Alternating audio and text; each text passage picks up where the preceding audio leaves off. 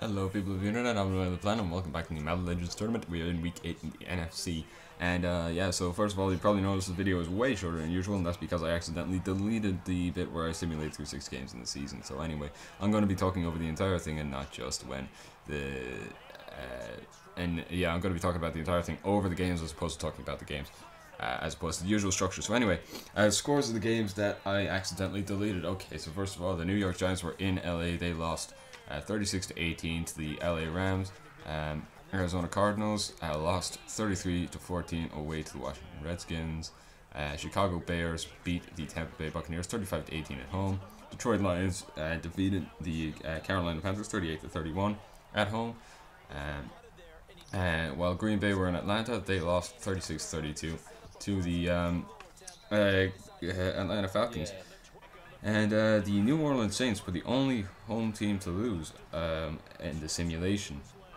So 37-31, they lost to the Minnesota Vikings. So anyway, those are the scores. I'm going to get to the table now. So table as of week 8 is as follows. Okay, so number 16, the bottom of the table, it's 182 points scored, 248 conceded.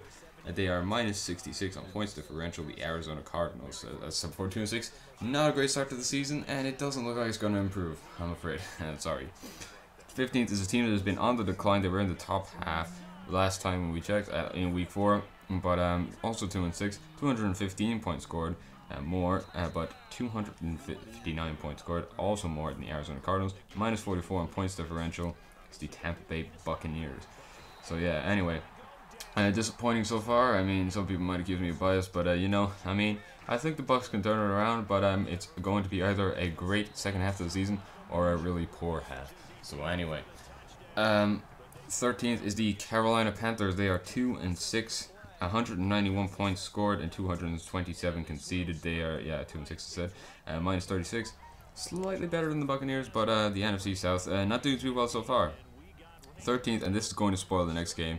And I really want to talk about this one, so this is kind of disappointing because it's obviously a really big rivalry. But it's the Dallas Cowboys 3-5, 229 to 305, minus 76 in the points differential. The worst in the NFL, and it's thanks to results like the one they had against the Saints that it's that way. So anyway, yeah. Then 12th we have the New York Giants. So yeah, NFC East then has two at the near the bottom two. 3-5. 202 points scored, 257 conceded, minus 55, so not doing too well either on the points differential. Pretty disappointing, I have to say, for the Giants. 11th, the Seattle Seahawks, 3-5, 238 points scored, 263 conceded. So yeah, not too well for the Seahawks either. Minus 25, so they're better than all the teams below them, but still not really much saying. So anyway. 10th, the Chicago Bears. They are 4-4, so a neutral record, and there are a few teams with that. 213 points scored, 249 conceded, minus 36 in the points differential.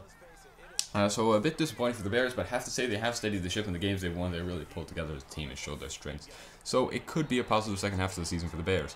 Anyway, 9th, the Los Angeles Rams, another team that has I think they could do better in the second half of the season, but anyway, 4-4, 232 points scored, 233 conceded, so minus 1, the best points differential we've had so far. But then we get into the positive points differentials. 4-4 in 8th place, the New Orleans Saints. They are 269 points scored and 240 conceded, so that's plus 29. And a very, very good season for the Saints, I have to say, so far. I wasn't expecting them to do as well as they did. So anyway, Washington Redskins are 7th, 4-4 after 8 games, 245 points scored, 204 conceded, so very good for the Redskins, although I would expect that of them. 6th are the Atlanta Falcons, doing very well, surprisingly well, I have to say. 5-3, they have 236 points scored, 217 conceded, 19 points positive differential. And then in 5th place we have the Philadelphia Eagles, 5-3, 236 points scored, 210 conceded, plus 26 points differential.